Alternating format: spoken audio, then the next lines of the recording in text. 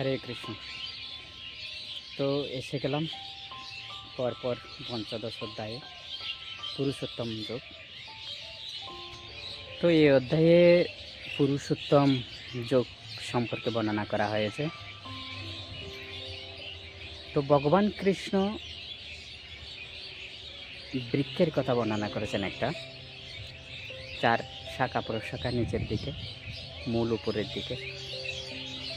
তো এই জড় জগতের এবং চিন্ময় জগতের যেই বিকৃত যে প্রতিবিম্ব তা বর্ণনা করছেন। তো চিন্ময় জগতে যদি আমরা প্রবেশ করি আর যে আসতে হয় না সে কথা বলছে। তো আবার বলছে জীব কিভাবে তার অংশ, তো জীব কিভাবে একটা শরীর থেকে আরেকটা শরীরে গতি হয়।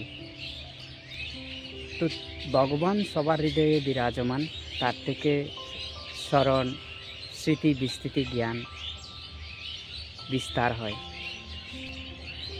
তো ক্ষর অক্ষর ভ্রান্ত অভ্রান্ত দুই প্রকার জীবের কথাও বলা হয়েছে এই অধ্যায়ে।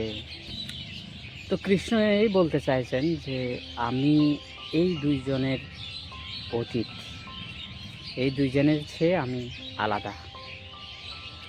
তো এই জগতে এবং বেদেও আমাকে পুরুষোত্তম বলে। তো কৃষ্ণ বলছেন যে এভাবে আমি তোমার সাথে সবচেয়ে বড় গোপন কথা তোমাকে বললাম। এভাবে অর্জুনকে কৃষ্ণ উপদেশ প্রদান করছে।